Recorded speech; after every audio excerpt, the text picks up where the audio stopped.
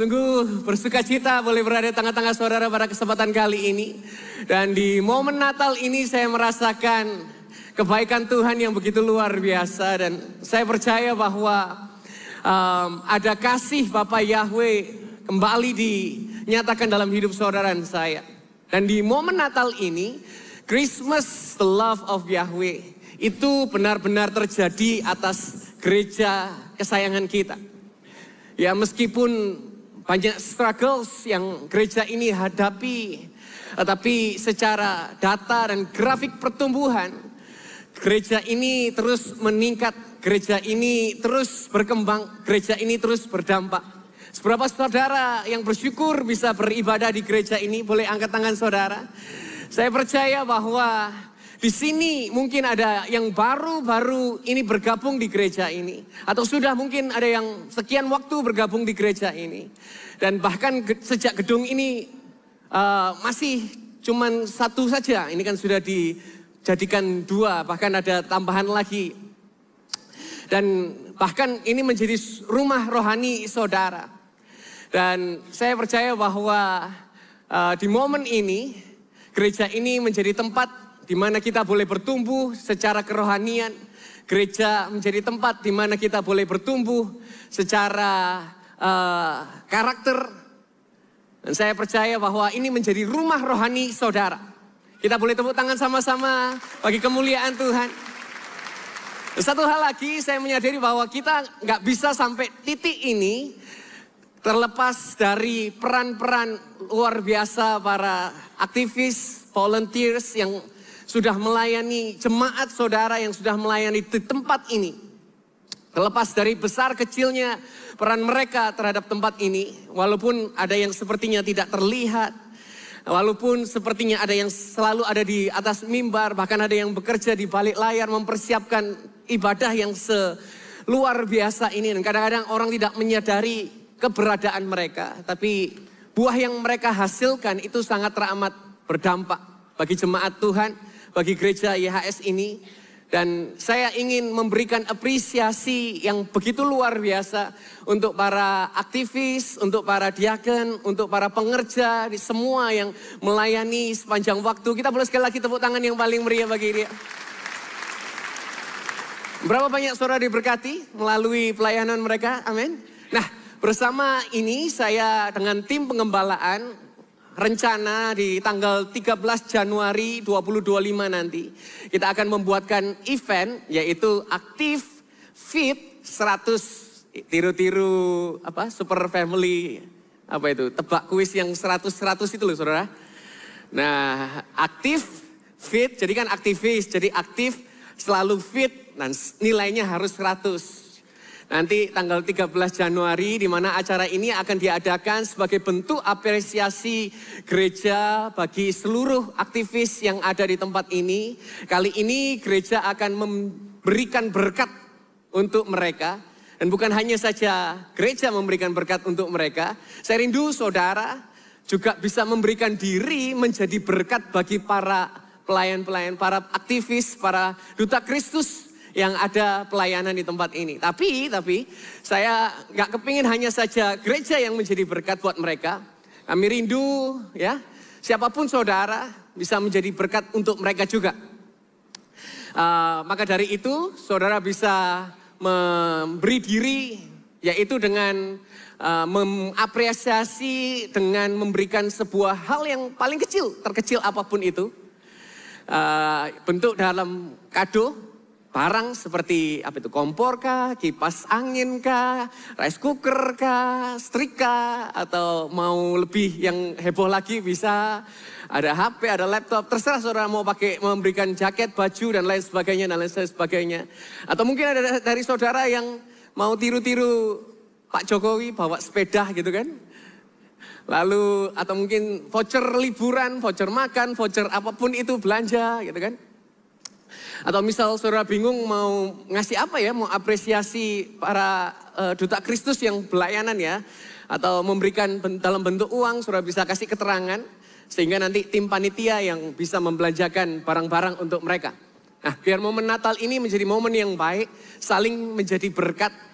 Dan saya percaya apabila ada kasih dari sesama jemaat yang diberikan, di situ nama Tuhan akan dipermuliakan. Jadi saudara bisa pikirkan dari sekarang, mau kasih kado apa, lalu saudara bisa kumpulkan ke sekretariat gereja paling lambat nanti tanggal 8 Januari 2025. Ya. Jadi aktifit tanggal 13 Januari untuk apresiasi kepada seluruh pengerja. Kalau saudara diberkati, saudara bisa memberikan berkat bagi mereka. Tujuh katakan amin. Oke, sekarang kita akan masuk dalam kebenaran firman Tuhan. Dan sebelumnya, saudara bisa tengok kanan kiri, saudara katakan, kamu dikasihi Tuhan. Ya, sekarang tengok sebelah satunya yang jadi pilihan kedua saudara. Katakan, kamu juga dikasihi Tuhan kok. Maaf ya, kamu pilihan kedua, tapi kamu tetap dikasihi Tuhan. Berapa banyak kita merasa bahwa Tuhan begitu dahsyat dalam hidup kita. Kita tepuk tangan yang paling meriah bagi Yesus Kristus Tuhan kita. Yuk kita buka Bible kita di 1 Yohanes 4 ayat yang ke-9. Di sana dikatakan, dalam hal ini kasih Elohim telah dinyatakan dalam kita. Anak Elohim telah mengutus putranya yang tunggal ke dunia. Supaya kita dapat hidup melalui dia. Jadi Christmas ini apa sih? Christmas adalah bagaimana kita merayakan kasih Elohim di mana dia mengutus putranya. Sebelum putra itu datang, maka yang terjadi setiap kita ini jalan di dalam kegelapan. Kita semua berjalan di dalam keberdukaan. Kita semua berjalan dalam posisi terbelenggu. Tetapi ketika putra itu telah datang, maka hari ini setiap kita boleh melihat terang. Hari ini setiap kita boleh memperoleh sukacita. Hari ini setiap kita boleh memperoleh kemerdekaan yang sempurna. Maka dari itu the love of Yahweh ini bicara tentang 3 hal yang saya mau sampaikan. Unexpected love, kasih yang tidak terduga. Ada unchanging love, kasih yang tidak pernah berubah. Ada unending love, kasih yang tidak pernah berakhir. Mari kita akan lihat satu persatu. Seperti apa love of Yahweh dalam hidup saudara dan saya. Yang pertama yaitu the unexpected love. Cara yang tidak terduga. Cara Tuhan mengasihi kita itu tidak terduga saudara.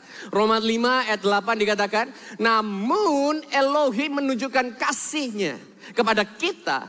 Yaitu Kristus mati bagi kita saat kita masih berdosa. Jadi saudara bisa bayangkan, saat kita masih berdosa, Kristus sudah menyatakan kasihnya. Berapa momen Natal ini ada momen yang menarik dalam hidup saya. Karena setelah sekian waktu menjadi seorang ayah, saya sudah agak terlupa apa itu rasanya terjaga semalam suntuk karena anak. Dan beberapa waktu kemarin, saya waktu ingat-ingat kembali kalau punya bayi gitu kan, berapa jam sekali itu harus bangun karena rewel kah atau nangis kah. Dan akhir-akhir ini saya cari kado Natal apa ya buat anak-anak saya. Akhirnya saya beli lampu-lampuan di rumah. Lampu segenggaman tangan itu disorot ke plafon, kemudian kayak ada cahaya dan seperti ada aurora begitu loh saudara. Sementara belum ada duitnya untuk berangkat lihat aurora beneran, saya belikan lampu-lampuannya duluan, gitu kan? Karena memang bapaknya pelit ini memang. Nah, setelah lihat lampu-lampuan itu, mereka terlalu excited. Akhirnya mereka berkata, tidur di kamar papa mama saja. Ya sudah, mereka tidur. Biasanya aman-aman saja, karena memang sudah besar dan sudah jarang rewel dan mereka sudah bisa ke toilet sendiri bahkan kalau malam. Dan tapi di hari itu, hanya di hari itu saja, tiba-tiba anak saya yang pertama, Timi, itu sakit perut terus sepanjang malam. Gak bisa tidur saudara. Saya lihat dia ini, kok ya kasihan. Saya carikan obat, saya bikinkan susu. Semua cara yang saya bisa pikirkan, itu tak kerjakan untuk bisa dia sembuh, agar bisa istirahat. Tapi enggak, kayak tergusar begitu. Dia kayak hadap sana, hadap sini, nangis, merengek. Saya lihat sebagai ayah kepada anak, itu kayak, ya saya kasihan, tapi ya iba ya, tapi ada sebelnya. Gara-gara kamu saya gak bisa tidur, ya kan? Saya ini orangnya kalau tidur, ya tidur full gitu. Tapi kalau sudah gak tidur, maka saya gak bisa tidur-tidur seperti ayam gitu, gak bisa. Terjaga terus sepanjang malam. Saya juga kasihan, dia menderita. Saya sendiri besoknya itu harus meeting seharian, kemudian lusanya itu harus pergi ke Manado, ada acara Natal, dan full hari yang begitu hektik begitu kan. Tapi sebegitunya capek saya bisa melihat Timi dengan kasih. Kenapa saya cerita ini kepada saudara? Karena sebetulnya yang saya ingin mau tanya kepada saudara, pernah nggak saudara penasaran gimana perasaannya Tuhan waktu lihat saudara hari-hari ini? Kira-kira kalau Tuhan lihat saudara, kira-kira perasaannya Tuhan itu bagaimana? Dengan semua hal yang ada di dalam hidup kita, ketika Tuhan lihat kita, kira-kira Tuhan itu perasaannya gimana? Bahkan Bible berkata Yohanes 3:19, dan inilah hukuman itu, bahwa terang sudah datang ke dalam dunia, tetapi manusia lebih apa? Mencintai kegelapan daripada terang itu. Karena perbuatan-perbuatan jahat mereka. Wow. Jadi Bible berkata manusia lebih mencintai kegelapan daripada terang yang sudah datang itu. Padahal terang sudah datang, harusnya hidup kita pun juga mencintai terang. Tapi ternyata tidak. Maka dari itu pertanyaannya, saudara penasaran gak gimana Tuhan melihat kita ini, gimana sih, dengan model apa Tuhan melihat kita? Saya percaya bahwa apapun kondisi saudara hari-hari ini, Tuhan tetap melihat saudara penuh dengan kasih. Walaupun Tuhan tahu bahwa kita akan mengecewakan Dia. Walaupun Tuhan tahu kita akan jatuh dalam dosa lagi dan lagi dan lagi. Walaupun Tuhan tahu hati kita penuh dengan dendam kesumat. Walaupun Tuhan tahu Dia harus disalibkan. Tetapi Tuhan tetap memilih untuk datang ke dunia. Maka itu kita hari ini merayakan Natal. Christmas ini perayaan apa? Perayaan di mana kita menerima kasih melalui karya Kristus yang sempurna. 1 Yohanes 3 ayat yang pertama. Lihatlah betapa besarnya kasih yang telah dianugerahkan Bapa kepada kita sehingga kita disebut anak-anak Elohim. Karena itu dunia tidak mengenal kita. Sebab dunia tidak mengenal Dia. Cara Tuhan mengasihi kita, yaitu bukan hanya saja Dia memberikan juru selamat bagi saudara dan saya. Tetapi kita juga dijadikan anak-anak Elohim. Apa artinya ketika kita menjadi anak?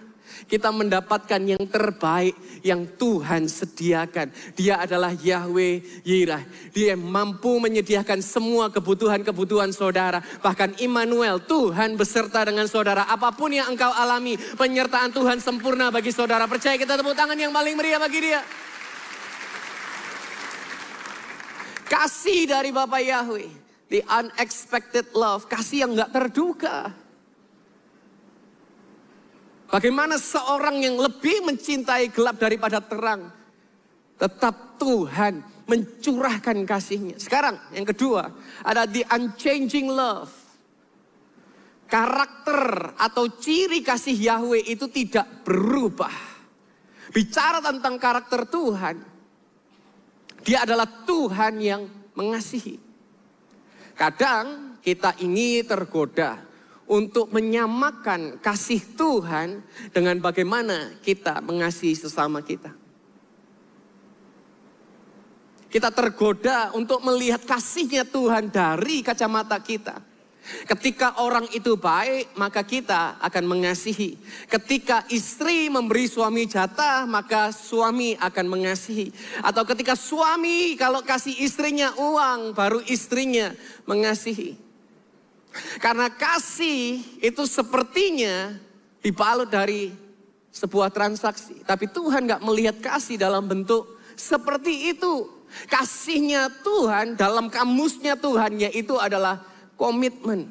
Katakan bersama saya komitmen, 1, 2, 3. Komitmen. Waktu Tuhan bilang dia mengasihi kita, dia sedang membuat sebuah komitmen. Komitmen itu adalah bentuk gimana sikap Tuhan kepada kita. Maka dari itu apapun yang terjadi dalam hidup saudara dan saya, kasihnya itu unchanging, unconditional, tidak pernah bisa berubah, tidak bisa pernah bergantung terhadap bagaimana kondisi kita. Mungkin saudara bertanya, Esther, kalau kasihnya Tuhan itu unchanging, gimana ada penghakiman? Gimana kasih itu ada dan ada neraka? Kalau Tuhan itu kasih, gak mungkin dong dia menyediakan neraka untuk manusia bisa dihukum sekekal-kekalnya di sana. Saya mau berkata begini, hukuman harus ada karena dia memberikan penghakiman kepada apa yang jahat. Dengarkan saya, Tuhan tidak bisa menyatakan kasih sementara dia membiarkan kejahatan eksis. Karena kasih dan kejahatan itu tidak bisa ada bersamaan. Kejahatan harus dihakimi, kejahatan harus diberantas.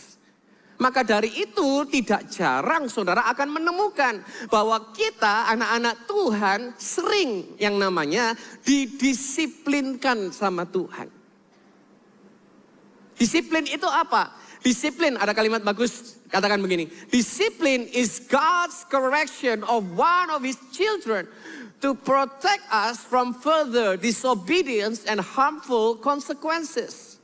Disiplin itu adalah koreksi Tuhan bagi anak-anak yang dikasihinya untuk melindungi kita dari ketidaktaatan dan dari konsekuensi yang membahayakan.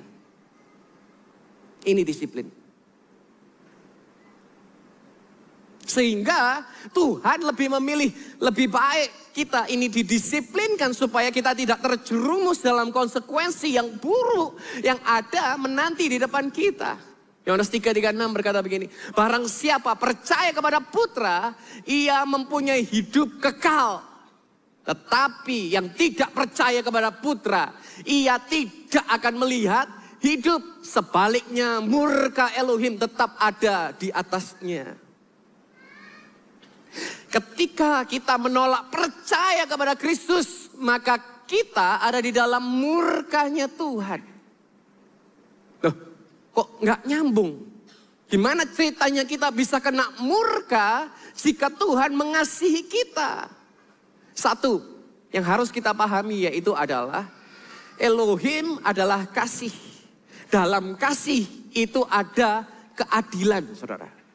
Dalam keadilan semua dosa harus dihukum. Dalam kasih Bapa Yahweh, dia kirim anaknya untuk mati di atas kayu salib, menanggung hukuman atas dosa-dosa kita. Jadi kalau saya mau rangkum kalimatnya begini. In God's justice, sin has to be punished. In God's love, He provides that punishment in the death of His Son. Di dalam keadilan Tuhan, dosa itu harus dihukum. Gak bisa dipilih kasih, tidak bisa. Semua dosa harus dihukum. Dalam keadilan Tuhan, semua dosa harus dihukum. Tapi dalam kasih Tuhan, Tuhan yang sudah menyediakan hukuman kepada anaknya yang harusnya ditimpakan kepada kita, gak lagi ditimpakan kepada kita, tapi Tuhan gantikan dengan anaknya untuk mati di atas kayu salib bagi setiap dosa-dosa kita. Maka dari itu, hari ini kita boleh bersuka cita. Kenapa? Karena penggenapan atas keselamatan itu terjadi ketika Kristus lahir ke dunia ini. Yang percaya saudara mendapatkan keselamatan. Kita tepuk tangan yang paling meriah bagi Yesus Kristus Tuhan kita. Jadi hari ini karakter Kristus itu tidak pernah bisa berubah. Kasihnya dinyatakan kepada saudara dan saya. Tentu ada dosa yang harus dihukum. Tapi Tuhan tidak pernah mau menghukum kita. Karena begitu dahsyatnya kasihnya dalam hidup kita. Gak berubah hanya karena kita dalam dosa. Dan yang ketiga sekarang, ada unending love. Dalam kasih Tuhan, Dia memberikan penebusan bagi umat manusia. Kasihnya Tuhan secara waktu itu tidak pernah bisa berakhir. Tuhan gak pernah berhenti mengasihi saudara dan saya. Ketika ada orang yang berkata, Tuhan, aku mau diselamatkan hari ini. Ketika saudara datang, ibadah Natal semacam ini. Mungkin dari saudara sudah sekian waktu undur. Gak pernah datang kepada Tuhan dan saudara berkata, Tuhan, aku mau datang dapatkan keselamatan. Tuhan gak pernah berkata kepada kita, oh tidak semudah itu Ferguson. Tobat dulu kamu, berubah dulu kamu. Harus ikut dulu ibadah 1, 2, 3 semuanya. Harus ada syarat dan ketentuan berlaku. Enggak. Tuhan gak pernah berkata mempersulit kita ketika kita datang kepada Tuhan. Bahkan ada yang menarik di kitab Wahyu. Di Wahyu pasal yang ke-6 ayat yang ke-12 sampai ke-17. Saudara bisa baca sendiri nanti di rumah. Tapi yang saya akan bacakan secara khusus yaitu di ayat 16. Katakan begini. Lalu mereka berkata kepada gunung-gunung dan batu-batu itu. Runtuhlah ke atas kami dan sembunyikanlah kami dari wajah Dia yang duduk di atas tahta itu. Dan dari murka anak domba. Saudara pernah ketemu sama orang yang sebegitu ketakutannya. Mereka berkata kepada gunung dan batu, sudah jatuhin saya saja. Supaya saya mati, lebih baik saya mati saja.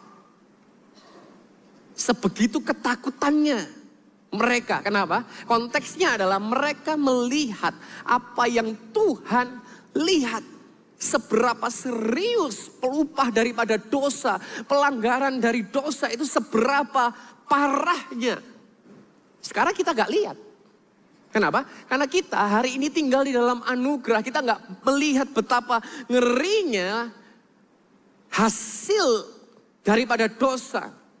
Kitab Wahyu berkata sebegitu ketakutannya mereka. Mereka bilang kepada gunung-gunung. Mereka bilang kepada batu-batu.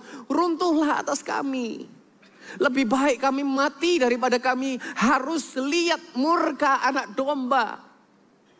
Hukuman yang seharusnya diterima oleh iblis.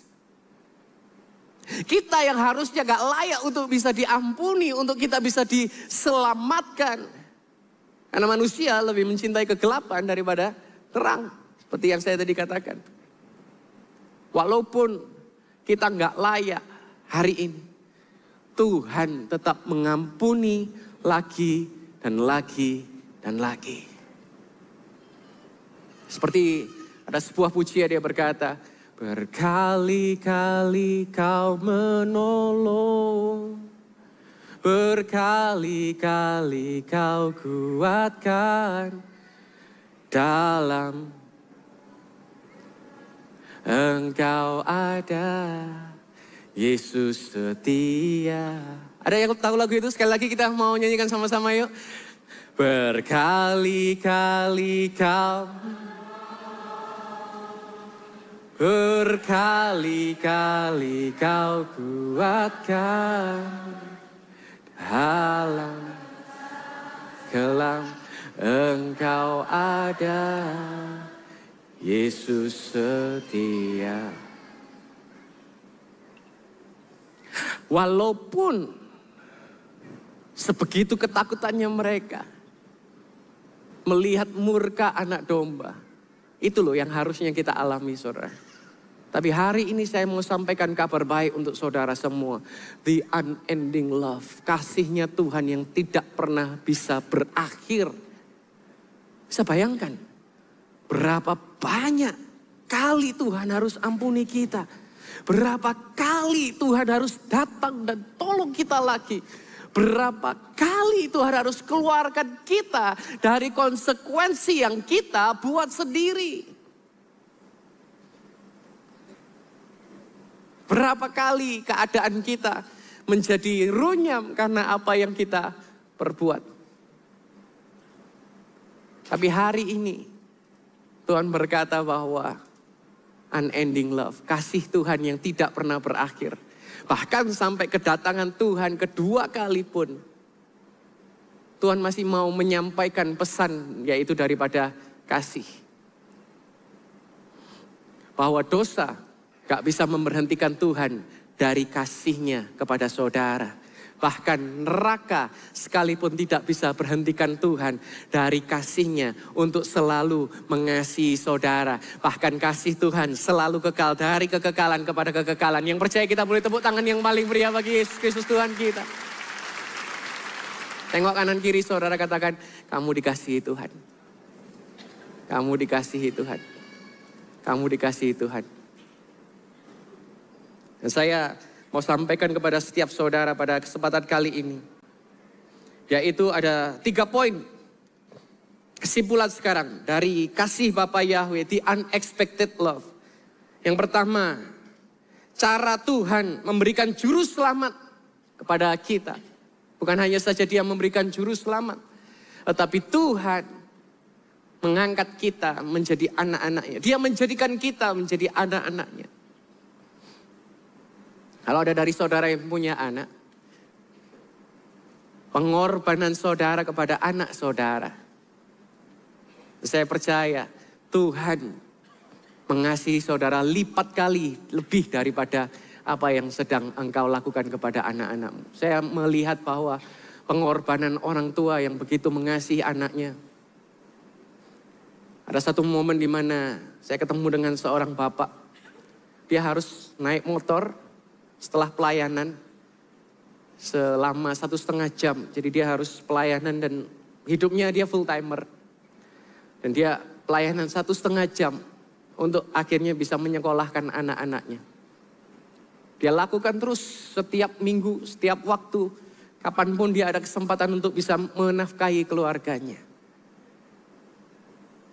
Dan akhirnya beberapa waktu lalu saya memberkati anaknya menikah dan saya melihat pengorbanan yang begitu luar biasa seorang parents berikan kepada anak-anaknya. Dan hari ini itu adalah gambaran yang Tuhan mau saudara tangkap. Bahwa bukan hanya saja Dia menjadi juru selamat bagi kita, tetapi kita menjadi pewaris. Kita menerima anugerahnya. Kita menerima semua yang terbaik yang surga sediakan dalam setiap hidup kita. Percaya, katakan amin. Yang kedua sekarang, yaitu kasih dari Bapa Yahweh. Unchanging love, karakter Tuhan. Tuhan gak bisa meniadakan ketidakadilan. In God's justice, sin has to be punished. In God's love, He provides that punishment in the death of His Son. Dalam keadilan Tuhan, dosa itu harus dihukum. Tapi dalam kasih-Nya Tuhan, Dia yang menyediakan juru selamat sehingga kita tidak lagi binasa. Dan yang ketiga, ada unending love. Kasih Tuhan tidak terhentikan oleh apapun. Bukan dosa, bukan murka, bukan neraka sekalipun. Siapapun saudara, apapun masa lalumu, ketahui bahwa engkau adalah pribadi alasan kenapa Tuhan datang ke dunia. Karena kasih-Nya kepada saudara tidak pernah berkesudahan. Setuju, katakan amin. Kalau saudara mau foto, saudara bisa silahkan foto dan posting di sosial media saudara bahwa ini bentuk daripada kasih Tuhan. Kasih tidak memberikanmu lisensi untuk berbuat dosa. Kasih malah memotivasi kita untuk hidup kudus di dalam ketaatan. Kenapa? Karena Dia mengasihi kita apapun kondisi kita. Maka dari itu, kasih itu bukan malah membuat kita, ya sudah saya bebas melakukan apa yang saya mau lakukan. Enggak, saudara.